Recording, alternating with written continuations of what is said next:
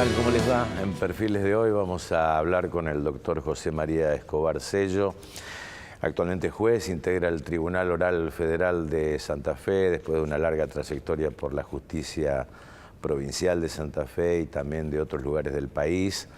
Bueno, en realidad Escobar Sello es un apellido muy emparentado con esta casa, con la universidad. Su padre y su abuelo fueron profesores docentes de la Facultad de Ciencias Jurídicas y Sociales y bueno, una pasión por el derecho y especialmente por el derecho penal. No sé si esto lo trae de vocación, hereditario, de escucharlo con su padre, bueno, pero hoy en día, digamos, tiene una característica muy particular ser miembro de un tribunal oral federal porque en la actualidad es el tribunal que juzga delitos graves. Estamos hablando del delito de narcotráfico, de la evasión, estamos hablando de lavado, estamos hablando de delitos de lesa humanidad, en fin. ¿Cómo es juzgar a los poderosos? Hoy con nosotros el doctor José María Escobar Sello.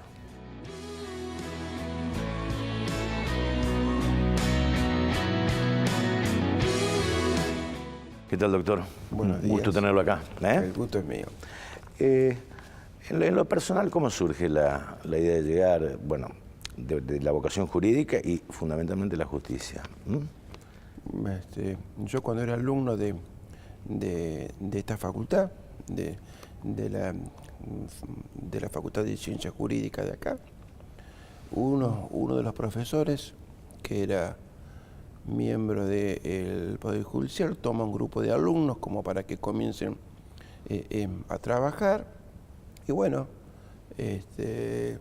así es que como comenzamos, yo me acuerdo que comencé en el año 75, después vino el golpe, fuimos dejados cesantes todos, así un poco como que comenzó allí. Y luego, igual, creo que yo comencé en una de las fiscalías que estaba Jorge Bruno, que era amigo de mi padre, y bueno, y en ese momento tomaba alumnos, y bueno, y luego nunca más me fui, porque la verdad que... ¿Y la pasión por el derecho penal? ¿Dónde Y viene? también nace así.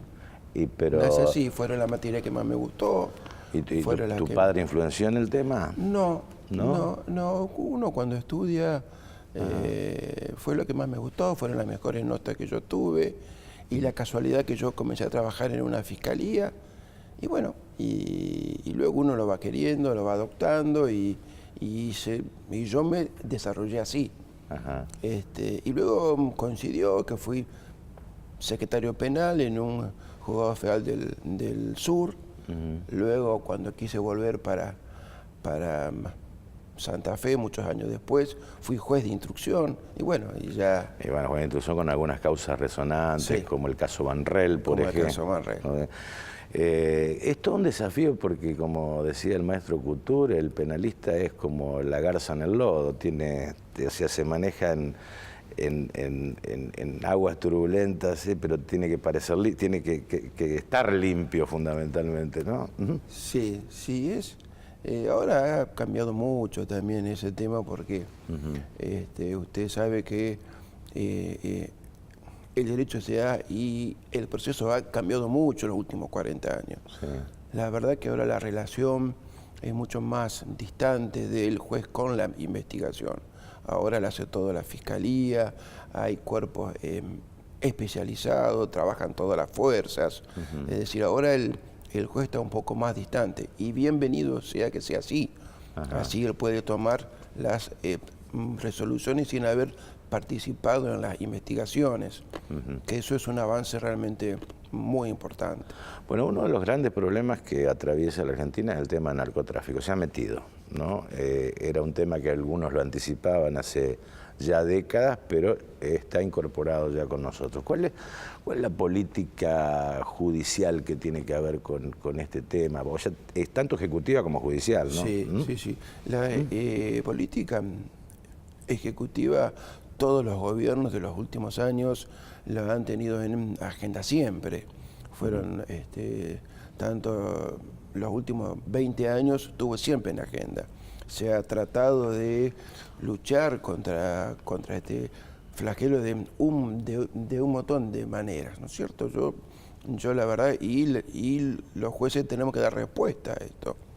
Realmente es muy complicado porque como el problema es muy coyuntural. Estamos en un continente donde se produce la droga, donde se exporta al mundo, donde el dinero que se maneja es tremendo. Entonces es muy difícil esto. Porque las fronteras nuestras no son muy buenas, porque tenemos un grave problema en toda la frontera, es un país muy grande. Bueno, y todo eso ha hecho de que nosotros tengamos ahora un inconveniente mayúsculo. Sí, los jueces federales de Salta se quejaron no hace mucho tiempo porque evidentemente hay un tránsito que es incontrolable para ellos, por ejemplo, ¿no? Sí, lo que pasa es que la frontera es muy difícil de controlar. Con el tema de los ríos, con el tema de las rutas, el espacio aéreo y entrar, y bueno, y sobre todo que Paraguay y Bolivia son los grandes productores, entonces es muy difícil controlar. ¿Hay una política direccionada a la búsqueda del gran narcotraficante o no? Sí. Esa es la política. ¿Judicialmente es así? Judicialmente es así, se está trabajando mucho en eso, en las organizaciones. Lo que pasa es que hay distintas organizaciones. Son los que traen la droga, son los que la reparten, son las que la distribuyen dentro de las ciudades. Entonces hay distintos puntos de trabajo. Y la estadística que dice, por ejemplo, hoy en día, que llevan ustedes, ¿no? Sí, en nuestra zona se ha trabajado mucho Gendarmería en todos los puestos de control, tanto como en la Policía Provincial. Se ha trabajado mucho. Eso no quiere decir que esto haya mejorado. Simplemente, si nosotros nos damos cuenta que hoy hay entre Santa Fe y Rosario más de 700 detenidos, es una cifra que es muy importante en cuanto a que tiene directa relación con el tráfico de drogas. Ahora, los detenidos son traficantes, le hago esta pregunta en términos bien entendidos, narcotraficantes en serio, digo, porque el problema narcotraficante hoy se ha trasladado al narcomenudeo, ¿no? Claro. Entonces, ¿tiene sentido detener a la mujer que manda a sus hijos a vender para sobrevivir como negocio en el barrio, por ejemplo? Sí, lo que pasa es que tiene que ver con muchos aspectos. Nosotros podemos decir de que es mucho más importante ir sobre la persona que trae la droga, sobre el que tiene el dinero, pero también crea una gran inseguridad los puestos de venta dentro de los barrios. Entonces las dos cuestiones son importantes, las dos cuestiones hay que combatirlas. Porque si uno, barrio o el centro, bueno, uno no hay que decir que es solamente los barrios, pero hay que protegerlo porque el narcotráfico y la ilegalidad trae esas cosas. Entonces, si en un barrio usted tiene un puesto de venta frente a su casa durante todo el tiempo, y todo el barrio cree que eso desaparezca, y de alguna manera hay una organización que tiene que ver cuando se trae la droga, cómo se vende, cada vez es más difícil porque cada vez se elude más. Ahora la droga se vende por búnker, son utilizados menores de edad para la venta, es decir, cada vez es mucho más difícil esta lucha. Pero bueno, hay que combatir todo. Obviamente que uno debe tratar de ir por la gente que mantiene todo este sistema, que es la que aporta el dinero para traer las grandes cantidades que hoy se transporta. Usted verá que los últimos días hemos visto camiones con 2.000, 3.000, 4.000 kilos. Es decir, hay gente que trae mucha cantidad. Ajá. Lo que es una deuda pendiente, seguir la ruta del dinero. ¿Ustedes tienen instrumentos como para seguir la ruta o es muy difícil? Es difícil.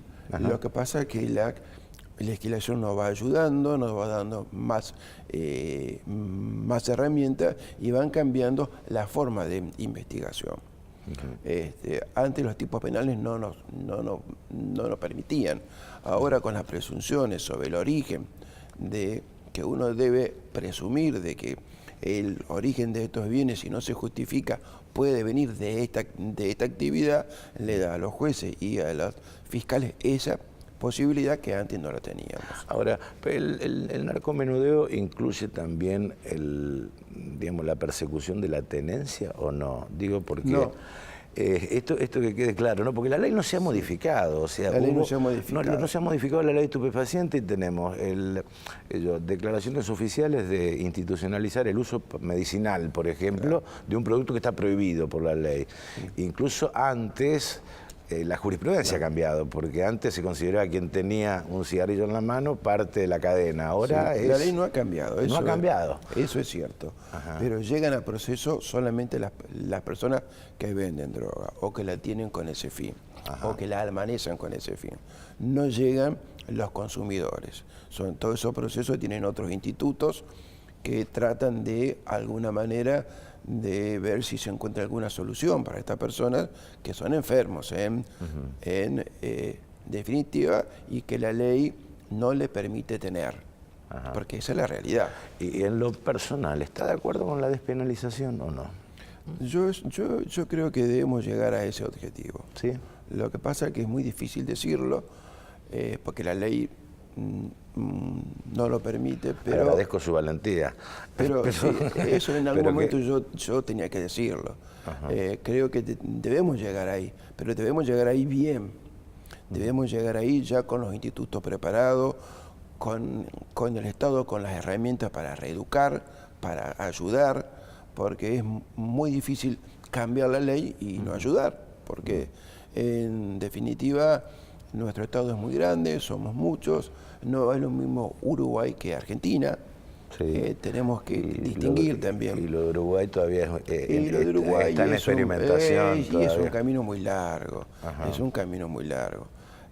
Pero nosotros tenemos que llegar de alguna manera que quien consuma no sea penado, porque en definitiva la Corte lo ha dicho claramente. Sí, acá han modificado el criterio.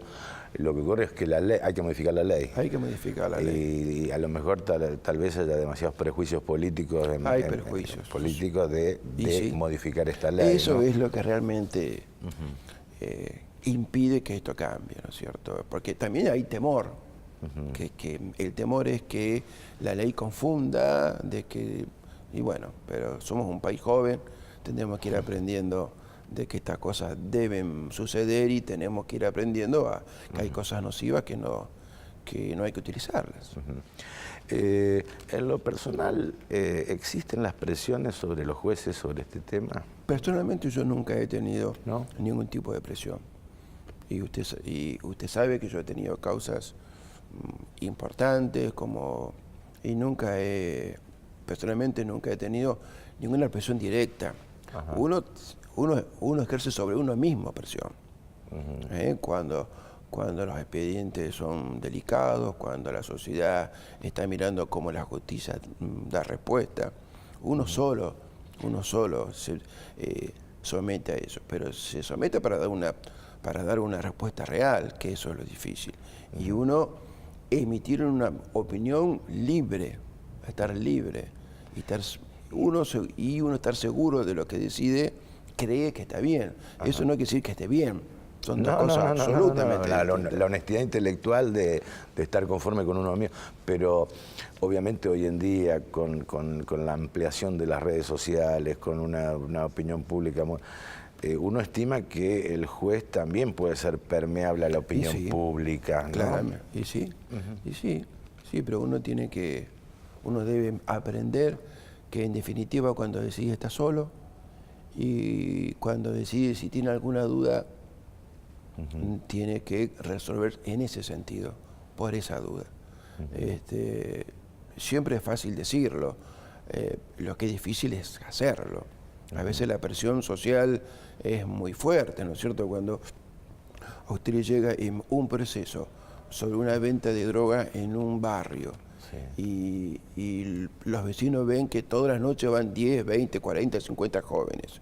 Cuando va la policía y encuentra 2 gramos en esa casa, es muy difícil decir esta persona tenía esa droga para la venta, cuando está comprobado que él también consume.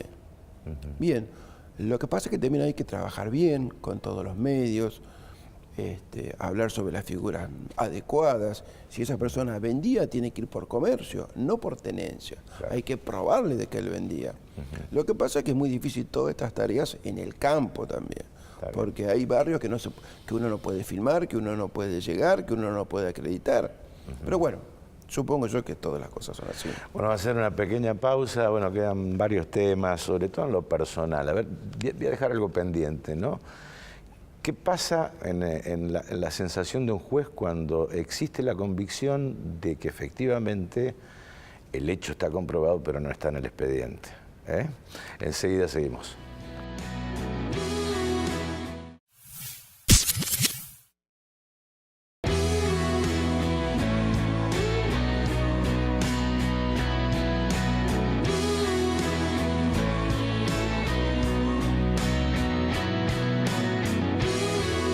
Bueno, seguimos con esta interesante charla con el doctor José María Escobar Sello y su función de juez federal. Decíamos al comienzo que los delitos federales son hoy delitos perpetrados por grandes poderosos. Por lo menos lo entiendo, lo percibo de esta forma, ¿no? Porque tanto en el lavado, el narcotráfico, delito de lesa humanidad, evasión, no es el común de la gente, ¿no? ¿Hubo casos en que sintió que efectivamente su convicción estaba absolutamente certificada, pero no estaba aprobada? ¿Y qué sintió? Sí, hubo casos así. Lo bueno es que somos un tribunal. Ajá. Entonces el tribunal hace que uno comparta la decisión con otros 2 jueces más. Y eso, en definitiva, es una garantía para todos. Porque más allá de la absoluta convicción, si no está acreditado, si no está aprobado, uno debe entender que no debe pronunciarse así. Más allá que sienta de que quien se va es responsable de ese hecho. Cuando uno está solo es mucho más difícil. Y toda la responsabilidad es de uno. Más allá de la responsabilidad, no hay nadie que se oponga a una mala decisión. Cuando son 3 las personas que toman la decisión, siempre uno escucha a alguien o se contrapone con la opinión de otra persona. Yo creo que el tema de los tribunales, lo que uno siempre debe entender que los hechos que se discuten en el tribunal no se vuelven a discutir, que es una cuestión muy pero muy grave. Es decir, la revisión de lo que nosotros resolvemos no tiene que ver con los hechos. Entonces por eso es la existencia del tribunal. Entonces, a partir de esa idea, que es el único tribunal que resuelve sobre los hechos, es muy importante esta decisión. Y eso es cuando a uno más lo debe volcar por esto que yo le digo. Sí. Hablando de presiones, sensaciones y todo lo que puede ser permeable en un juez, ustedes dictaron un fallo muy novedoso en el caso Fendrich en favor de la custodia de los bienes públicos, ¿no? Me parece que es un fallo bastante original e interesante, pero ¿cuál es la sensación que se tiene como juez cuando un grupo importante de personas aplaude a Fendrich por haber robado el banco? Sí, yo lo analicé después, ¿no? Eso es cuando estamos hablando de años difíciles de nuestro país, donde las decisiones de los gobernantes habían traído consecuencias drásticas sobre la población. Y 94-95 récord de corrupción en la Argentina, ¿no? Exactamente. Sí. Entonces, la sensación era como un Robin Hood. Sí. Que él era como un Robin Hood, que le había sacado la plata a los gobernantes que la tenían para hacer un uso como indebido. Esa era la sensación. Lo que pasa que después se tenía que haber dado cuenta que la plata era de todos nosotros, porque la plata del Banco Nación es de todos nosotros. Pero bueno, son sensaciones que a veces suceden, que a veces pasan, y tenemos un país como conflictivo. También tenemos problemas ahora sobre la opinión, si se llevan a llevar adelante o no todos los juicios de lesa humanidad, si tienen que terminar, si es solamente una parte, si falta la otra parte. Son temas muy discutibles que la sociedad va a tener que ella misma ir dándole alguna solución, no el Poder Judicial. No, pero claro, hay una corriente de opinión que dice, bueno, es necesario rejuzgar bueno, ustedes han hecho varios juicios de lesa. ¿Con qué sensación personal se quedó, no? ¿Que debían hacerse esos juicios? Sí, debían hacerse. Que estaban pendientes de hacerse. Juicios. ¿Sí? Primero los juicios de la verdad, para saber lo que sucedió, y luego estos juicios. Sí, porque uno se tiene que conocer la verdad, se tiene que saber qué fue lo que sucedió, y la gente que actuó fuera de la ley tiene que hacerse cargo de lo que eso pasó.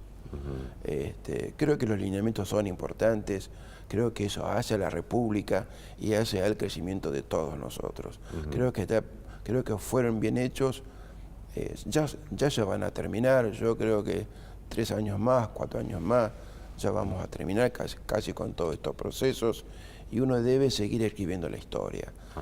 Y se escribe así. O sea que fue justicia y no catarsis, digamos. No, fue justicia. Fue justicia en este caso, ¿no? Para mí fue justicia.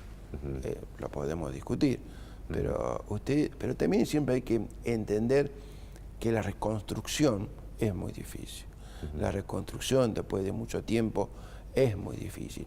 Y deben haber quedado muchos hechos impunes, muchas cuestiones que no se pudieron haber probado, pero bueno, hay que intentarlo. Y yo siempre creo que los grandes responsables de esto fueron los de la Cámara Federal de Capital con la sentencia 13, que fue hecho en un momento muy difícil, donde todo era controvertido. Ese es el ejemplo. Y la Corte de ese momento que ratificó todo lo actuario. Claro. Después para nosotros fue un poco más sencillo. Claro, pero digamos un pecado original que fue el indulto, ¿no? A partir de allí quedó una... Sí, pero eso es una facultad, eso es una facultad política. Los jueces no debemos meterlo en las facultades políticas. Eso fue solucionado por la Cámara de Diputados, por la Cámara de Senadores, y bien fue resuelto ya. Yo creo que los jueces no debemos tomarnos estas atribuciones. Las facultades políticas son políticas, no son nuestras. ¿Hasta cuándo va a seguir en la justicia en lo personal? En lo personal, yo había pensado en irme este año, pero se ve que cuando lo pensé, pero cuando llegó, cuando tenía que tomar la decisión, no la tomé. Así que seguramente voy a seguir unos años más, hasta cuando vea que no soy útil. Y ahí ya voy a terminar. Pero esta es digamos, la justicia es una realización de su vida, en lo personal es una... No, para mí lo más importante fue mi familia. ¿Sí? Y la justicia, yo fui deportista. Creo que uno lo que hace tiene que hacerlo con responsabilidad, con pasión y dedicación. ¿Y el juez también puede ser cuestionado? ¿Se aguanta la crítica? Sí. Yo siempre fui muy cuestionado. Yo voy a contar una pequeña anécdota. Cuando a mí me trasladan de juez de instrucción de Vera para juez de instrucción de Santa Fe, que yo recibo un nuevo acuerdo, voy a un juzgado donde ya estaba la causa de Banrel. Y todo el mundo pensó que era el premio para que Banrel se vaya en libertad. Más resulta que Banrel no se fue en libertad. Más resulta que de la investigación y del proceso surgió la traslación de un órgano institucional a delictivo. Estamos hablando de esto de hace ya 26 años atrás. Ahí fue la primera vez donde la justicia comenzó a pensar de cómo se traslada una fase de administración real a una administración delictiva. Fíjese usted. Y yo tenía 34 años en ese momento, ¿no? Y a partir de ahí es cuando nos comenzamos a ver todo este proceso. Después yo me tuve que ir, ese proceso cambió de juez. O sea que hoy el juez tiene que tener la piel curtida o no. Y la tiene que tener curtida. Bueno, muchísimas gracias por esta conversación. Con nosotros el doctor José María Escobar Sello.